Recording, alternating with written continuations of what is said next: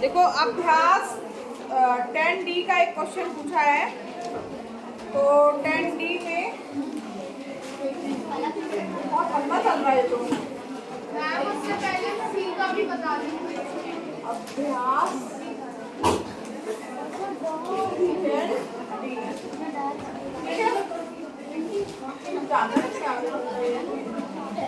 अब यहाँ पर इसका तीसरा क्वेश्चन दिया हुआ है। चतुर्भुज पी क्यू आर एस की आपको रचना करना है। चतुर्भुज का नाम क्या है? P Q R S. P Q बराबर, एकदम शांत रहो पहले।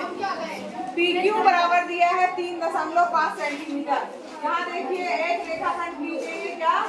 पी और क्यू, ठीक है। तो यहाँ पर जो कि कितना होगा? 3.5 सेंटीमीटर स्केल की सहायता से आप खींच लेंगे। फिर क्या दिया हुआ है? Q R. क्यू से आर के बीच की दूरी कितनी? 6.5। यानी यहाँ पर एक चाप आपका लगेगा 6.5 सेंटीमीटर पर आपका एक चाप जो है आप मारेंगे, ठीक है। समझ में आ रहा है? Yes ma'am. एंगल P बराबर दिया है 105। तो यहाँ पर P यानी 105 मतलब क्या होगा? 105 डिग्री का कोण बनाती हुई जो है वो एक रेखा जो है वो आपको खींचनी है, ठीक है। तो यहाँ पर ये एंगल P 105 डिग्री का आप जो है चांदी की सहायता से कोण बनाते हुए एक रेखा जो है वो आप खींचेंगे, ठीक है। समझ में आ रहा है? ये अभी हमने ये खींचा एंगल 105 डिग्री का। इसके बाद देखो दिया है एंगल R बराबर दिया है 105, यानी एंगल पी क्यू आर यहाँ होगा ना। यहाँ कोई बिंदु आएगा उसका नाम क्या होगा? Capital R. और यहाँ कोई बिंदु होगा उसका नाम होगा एस। लेकिन अभी पता नहीं है कहाँ पे। तो यहाँ पर एंगल आर 105 दिया है, लेकिन उसका वो बिंदु आर के लिए हमें तो अभी बिंदु आर ही नहीं प्राप्त हुआ, तो हम कैसे जानेंगे और कैसे 105 डिग्री का कोण बनाएंगे? तो उसको छोड़ देते हैं। एंगल एस दिया है 75 डिग्री। तो यहाँ पर ध्यान दीजिए आपको 3 कोण दिए गए हैं। क्या क्या दिए गए हैं? एंगल P बराबर 105, ठीक है। एंगल R बराबर ये भी 105, दोनों बराबर दिए ना। और एंगल S बराबर दिया है 75। मगर यहाँ पर हमको सबसे ज्यादा जरूरी है एक चाप तो इसमें दे दिया गया है, लेकिन यहाँ पर कुछ और चीज ऐसी नहीं की गई जिससे हम यहाँ पर Q से एक लाइन खींचे R की तरफ।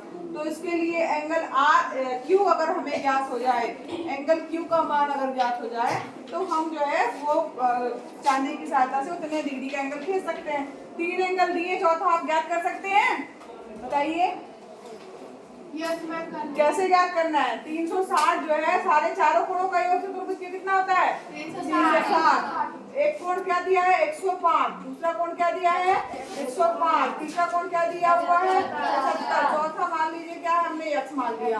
तो 360 यहाँ आ गया, ठीक। और ये जोड़ो कितना आया? 5 5 दूनी 10, 5 के 15 की 5 हाथ किया 1 7 और एक 8 हो गया, और एक और एक 2। यही हुआ? चेक करो भाई। 360 में से 285 घटा देंगे तो आपका एंगल यक्स आ जाएगा। तो यक्स बराबर क्या आ गया? बताइए। 10 में से 5 गया 5, यहाँ से कैरी फॉरवर्ड लिया था, ये हो गया 15। 15 में से 8 गए 7, और यहाँ पर 3 में से ये 75 डिग्री। यक्स का मान कितना आ गया? 75। यानी कि हमारा एंगल Q, यानी एंगल Q जो है यहाँ पर हमने जिसको x माना या एंगल Q भी लिख सकते हैं। एंगल Q का मान कितना आ गया? 75। अब आप चांदी की सहायता से यहाँ पर इसका 0 मिला करके, यहाँ चांदी का 0 होता है ना, वहाँ पे रखेंगे आप 0 मिला लेंगे, और कितने डिग्री का? 75 डिग्री का जो है वो कोण बनाती हुई एक रेखा आप खींचेंगे। तो यहाँ पर जो है वो इस टाइप से थोड़ा ऐसे जाएगी। 90 से 90 ये होता है, इससे कम जाएगा 75 डिग्री। ये एंगल कितना है? 75 डिग्री का एंगल बनाती हुई एक रेखा खींचेंगे। तो यहाँ पर एक कटान बिंदु प्राप्त होगा। ये क्या है आपका? R, ठीक है। अब एंगल R बराबर 105 दिया है, तो यहाँ पर ये हमें पता है 105 डिग्री का एंगल दिया गया है। एंगल R बराबर 105। तो यहाँ पर भी अब हम क्या करेंगे? 105 डिग्री का एंगल बनाती हुई एक रेखा खींचना है। तो यहाँ जो कटान बिंदु R प्राप्त हुआ वहाँ पर 0 रखेंगे चांदी का, और उसके बाद 105 डिग्री का कोण बनाते थोड़ा ऐसे जाएगा, है ना, ऐसे। तो थोड़ा ये इसको यहाँ पे ऐसे काटेगा, ठीक है। ऐसे काटेगा तो ये अपने आप 75 डिग्री आएगा। और ये कोण जो है जो हमने बनाया है ये 105 डिग्री।